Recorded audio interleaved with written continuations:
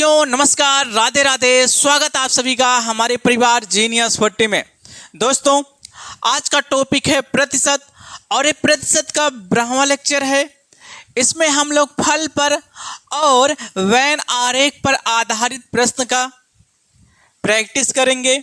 तो देखते हैं, आज का पहला क्वेश्चन है, ताजे फल में 68% पानी है जबकि सूखे फल में 20% पानी है, तो बताइए 100 किलोग्राम ताजे फल में कितना किलोग्राम सूखा फल प्राप्त किया जा सकता है। तो साथियों, तो क्वेश्चन में क्या कहा गया, ताजे फल में 68% पानी है। यदि ताजे फल में देखा जाए तो सूखा सूखा कितना भाग हो जाएगा, 100% में से। साथियों पहले क्वेश्चन में कहा गया है ताजे फल में 68% पानी है जबकि सूखे फल में 20% पानी है, तो बताइए 100 किलोग्राम ताजे फल में कितना किलोग्राम सूखा फल प्राप्त किया जा सकता है। तो यहाँ साथियों हम देखते हैं, सबसे पहले हमारा क्या हो गया है, यहाँ ले लेते हैं ताजा फल और एक कर लेते हैं सूखा फल। ताजे फल की मात्रा कितना है, ताजे फल की जो मात्रा हुआ कितना दिया है, 100 किलोग्राम। आपसे क्या पूछा गया है, पूछा गया सूखे फल की मात्रा क्या होगा, तो माना सूखे फल की मात्रा कितना हो गया है, यक्स हो गया है। अब कहा गया है ताजे फल में 68% पानी है।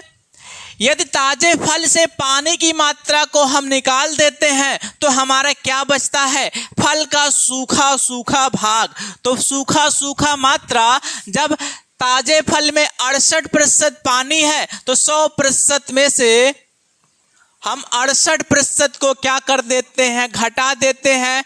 जो हमारा क्या बचा है, जो आपका फल था ना, उसका सूखा सूखा भाग कितना किलोग्राम हो जाएगा, इसे हम अभी निकालते हैं। अब क्वेश्चन में क्या कहा है, सूखे फल में 20% पानी है। यदि सूखे फल से 20% पानी की मात्रा को हम घटा दें तो सूखा सूखा भाग कितना हो जाएगा, 80%। तो 100% में से क्या कर देते हैं, पानी की मात्रा 20% को हम घटा देते हैं, तो आपका क्या प्राप्त हो जाएगा, फल का सूखा सूखा भाग। तो यहाँ पे हमारा क्या हो गया है, 100 किलोग्राम गुणे 100% में से 68% को घटाते हैं तो 10 में से 8 घटेगा 2 हो गया, 9 में से जब हम 6 घटाएंगे तो 3 हो गया। यहाँ 32% बराबर यक्स गुणे 100 में से 20 घटाते हैं तो कितना हो गया, आपका 80 हो गया। 80%। प्रतिशत से प्रतिशत को कैंसिल कर देते हैं। अब यक्स बराबर हमारा क्या प्राप्त होता है, यक्स बराबर हो गया 100 किलोग्राम गुणे आपका 32 और बटे में क्या हो जाएगा, 80। एक जीरो यहाँ से कैंसिल कर देते हैं, 8 एकन 8 और 8 चौक कितना हो गया, 32 हो गया। 4 का गुणा जब हम 10 में करते हैं तो 40 किलोग्राम। तो यदि 100 किलोग्राम ताजा फल है, उस फल से 40 किलोग्राम क्या प्राप्त किया जा सकता है, सूखा फल प्राप्त किया जा सकता है। तो इसका सही ऑप्शन होगा आपका बी, 40 किलोग्राम। ठीक साथियों, दूसरे क्वेश्चन में कहा गया है 20 किलोग्राम के तरबूज में 96% पानी है और तरबूज जब थोड़ा सूख जाता है तो उसमें पानी 95% रह जाता है, तो सूखने के बाद तरबूज का वजन कितना होगा। तो सबसे पहले देखते हैं, जब आपका 20 किलोग्राम तरबूज था, तरबूज की मात्रा कितना था, 20 किलोग्राम में पानी की मात्रा कितना है, 96% पानी है, तो सूखा सूखा भाग कितना होगा, 100% में से 96% घटाएंगे फिर कितना हो जाएगा, आपका 4%। जब कुछ समय के लिए छोड़ दिया जाता है तो पानी की मात्रा कितना हो जाता है, 95% हो जाता है। तो सूखा सूखा भाग कितना हो जाएगा, 100% में से 95% घटाएंगे तो 5% आएगा। तो यहाँ पे मात्रा सूखने के बाद तरबूज का वजन नहीं पता तो हम यक्स ले लिए हैं, और हमारा सूखने के बाद पानी की मात्रा 95% है तो 100 में से 95 घटाएंगे तो फिर कितना हो जाएगा, 5%। वैसे हम प्रतिशत से प्रतिशत को कैंसिल कर देते हैं। यक्स बराबर हो जाएगा 20 किलोग्राम गुणे 4 और बटे में क्या हो जाएगा आपका 5। 5 एकड़ 5 चौका 20 हो गया। 4 का गुणा 4 में करेंगे तो फिर कितना हो जाएगा 16 किलोग्राम। तो कितना हो जाएगा आपका 16 किलोग्राम, जो इसका सी ऑप्शन क्या है, सही है 16 किलोग्राम। क्या है, एक परीक्षा में 19% विद्यार्थी गणित में और 10% विद्यार्थी अंग्रेजी में अनुत्तीर्ण होते हैं। यदि सारे विद्यार्थियों में से 7% विद्यार्थी दोनों विषयों में अनुत्तीर्ण होते हैं तो दोनों विषयों में उत्तीर्ण होने वाले विद्यार्थियों की संख्या है। तो साथियों, इस क्वेश्चन को हम 2 मेथड से बताते हैं। जो मेथड आपको बेहतर लगेगा उसी मेथड से क्वेश्चन को सॉल्व करना। तो यहाँ सबसे पहले हम बताते हैं पहला मेथड, वेन आरेख। तो वेन आरेख मेथड क्या होता है, क्वेश्चन में कहा गया है कि 19% विद्यार्थी गणित में और आपका दिया है 10% विद्यार्थी अंग्रेजी में, और कहा है यदि सारे विद्यार्थियों में से 7% विद्यार्थी दोनों विषयों में अनुत्तीर्ण होते हैं तो जो चीज कॉमन होता है ना उसी पर हम क्या करते हैं, आरेख खींचते हैं। तो क्या है आपका कहा गया है 7% जो है दोनों में क्या हो रहे हैं, अनुत्तीर्ण। तो ये क्या हो गया है, दोनों में अनुत्तीर्ण। तो जो हम आरेख खींचेंगे अनुत्तीर्ण के लिए खींचेंगे या तो कह सकते हैं फेल। क्वेश्चन में 19% गणित में फेल है तो आपका यहां पर हो गया है गणित में कितने प्रतिशत फेल हैं, गणित में कितने प्रतिशत अनुत्तीर्ण हैं, 19% किसमें अनुत्तीर्ण हैं, गणित में। और अंग्रेजी में जो है 10% अनुत्तीर्ण है तो अंग्रेजी में 10% अनुत्तीर्ण है या कह सकते हैं 10% क्या है, फेल है। और दोनों विषय में कितने 7% अनुत्तीर्ण हैं, फेल है। तो यदि केवल देखें, यदि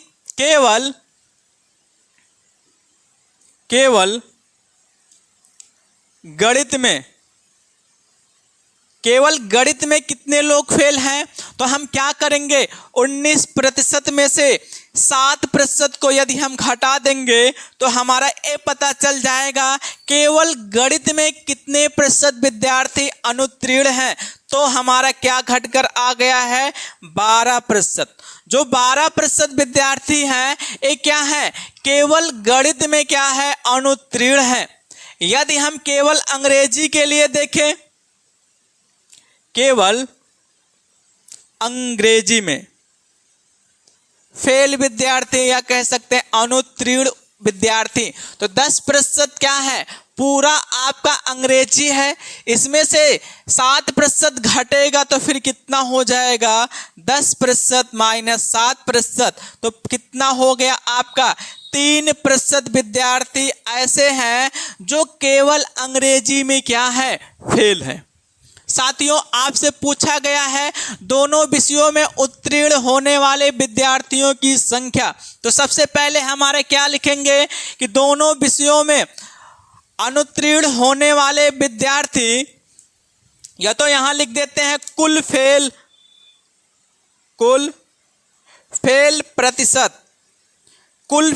प्रतिशत, दोनों विषयों में कुल फेल प्रतिशत।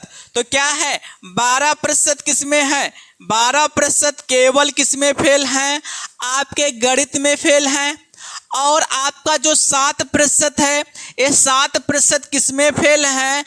गणित और अंग्रेजी दोनों में 7% फेल हैं। और केवल अंग्रेजी में कितने प्रतिशत फेल हैं? आपका 3%। तो कुल फेल है, तो कुल फेल कितना प्रतिशत हो जाएगा? 12 3 15, 15 और 7 कितना हो जाएगा? 22%। तो 22% छात्र क्या है? फेल हैं। लेकिन आपसे पूछा गया है उत्तीर्ण होने वाले विद्यार्थियों की संख्या। तो कुल उत्तीर्ण कितने हो जाएंगे? कुल कितने विद्यार्थी उत्तीर्ण होंगे? या तो लिख देते हैं कुल पास विद्यार्थी। तो कितने हो गए? 100% में से हम 22% को घटाते हैं तो घटाने पे कितना हो जाता? 78%। तो क्या है इसी क्वेश्चन को हम दूसरे मेथड से बताते हैं। आपसे पूछा गया है कुल उत्तीर्ण होने वाले विद्यार्थियों की संख्या क्या है। तो यहां पे हम लिख देते हैं कुल पास प्रतिशत। तो आपका हो जाएगा 100% माइनस फेल पहला वाला प्रतिशत, फिर माइनस दूसरे विषय में जो फेल हुए हैं प्रतिशत, फिर प्लस हो जाएगा दोनों विषय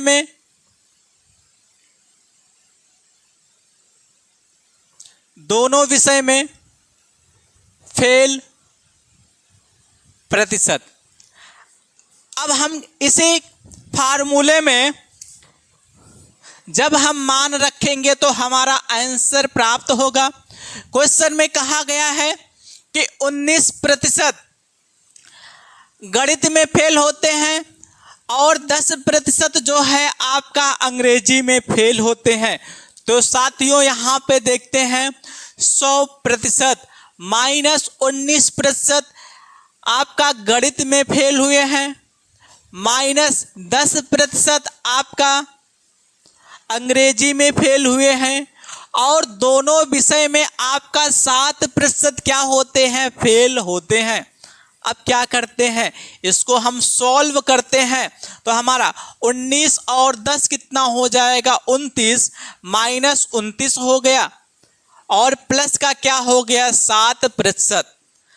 यदि हम क्या कर लें 29% में से 7% को घटाएंगे तो फिर क्या हो जाएगा? माइनस का 22%। अब 100% में से जब 22% को घटाते हैं तो फिर कितना प्राप्त हो जाता है? आपका 78% प्राप्त होगा। तो आपका क्या हो गया? कुल पास विद्यार्थियों का जो प्रतिशत होगा वह क्या हो जाएगा? आपका 78%, जो इसका सही ऑप्शन होगा आपका बी, 78%। साथियों 4 नंबर क्वेश्चन में कहा गया है एक परीक्षा में 54% विद्यार्थी विज्ञान में सफल हुए एवं 42% गणित में असफल हुए। यदि 32% विद्यार्थी दोनों विषयों में असफल हुए तो कितने प्रतिशत विद्यार्थी दोनों विषयों में सफल हुए? तो साथियों इसको हम फार्मूले से ही कर देते हैं। तो हमारा क्वेश्चन में क्या कहा गया है? 54% विद्यार्थी विज्ञान में सफल हुए। तो यहां लिख देते हैं विज्ञान में सफल विद्यार्थी। तो विज्ञान में कितने प्रतिशत विद्यार्थी सफल हुए हैं? 54% विद्यार्थी क्या हो गए हैं? सफल हुए हैं। यदि हम देखें विज्ञान में असफल विद्यार्थियों की संख्या क्या होगा? विज्ञान में असफल विद्यार्थी, विज्ञान में जो है, यदि आपका 54% सफल विद्यार्थी हो रहे हैं तो 100% में से जब हम 54% को घटाते हैं तो हमें पता चल जाएगा कितने प्रतिशत विद्यार्थी असफल हो रहे हैं। तो 100 में से 54 घटाएंगे तो आपका क्या हो गया है, विज्ञान में 46% विद्यार्थी असफल हो रहे हैं।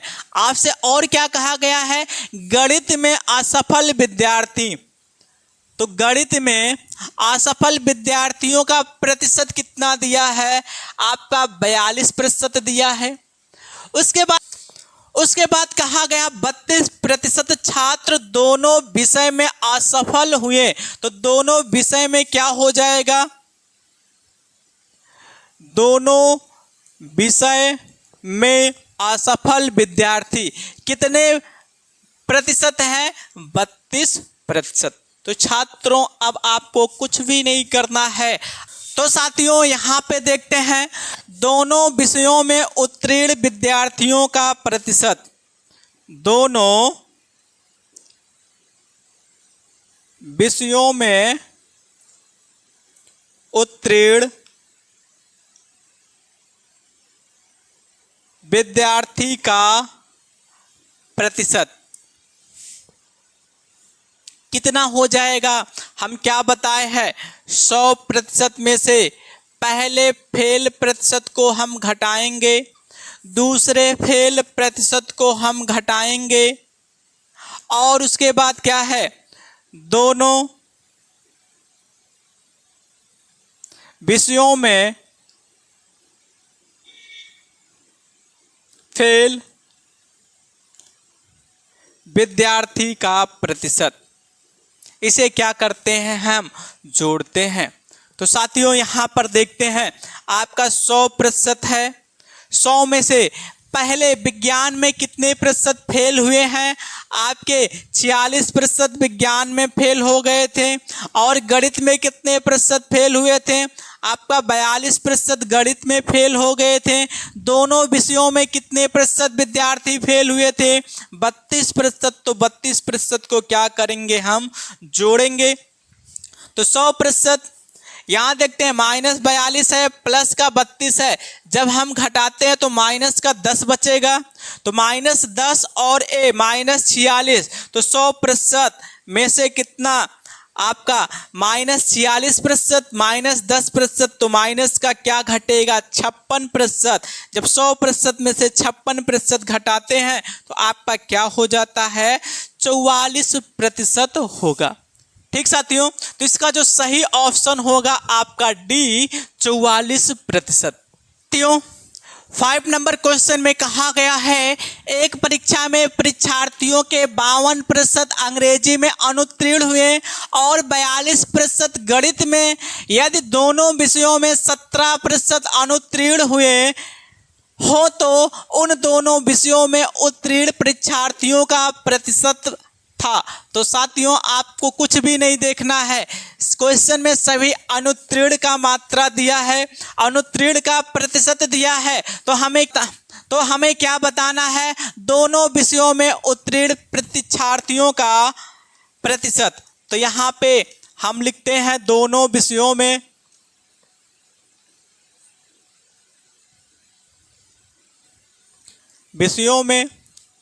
उत्तीर्ण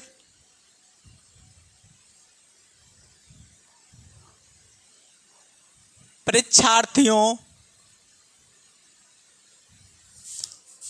का प्रतिशत बराबर क्या होता है, 100% में से पहले विषय में जितने प्रतिशत फेल हैं, दूसरे विषय में जितने प्रतिशत फेल हैं माइनस करते हैं, और प्लस क्या हो जाता है, दोनों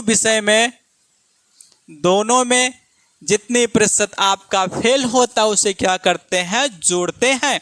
तो यहाँ से हम देखते हैं आपका 100% हो गया, माइनस पहले विषय में अंग्रेजी में आपके 52% छात्र क्या हो गए हैं, अनुत्तीर्ण हुए हैं, और गणित में 42% छात्र क्या हो गए हैं, अनुत्तीर्ण हुए हैं, और दोनों विषय में 17% छात्र क्या हो गए हैं, आपके अनुत्तीर्ण हुए हैं। तो यहाँ पर क्या हो गया, ये 100% हो गया, माइनस कितना हो जाएगा, यदि हम 52 और 42 को जोड़ते हैं तो माइनस कितना हो जाता है 94, प्लस कितना हो गया है 17। तो 100 में 17% जोड़ेंगे 117%, माइनस कितना हो गया आपका 94%। 7 में से 4 घटाएंगे तो आपका 3 हो जाएगा। 11 में से जब हम 9 को घटाते हैं तो हमारा कितना हो जाता है, आपका 2 हो जाता है। तो दोनों विषयों में जो उत्तीर्ण परीक्षार्थियों का जो प्रतिशत है वह आपका हो जाएगा 23%, जो इसका सही ऑप्शन होगा ए।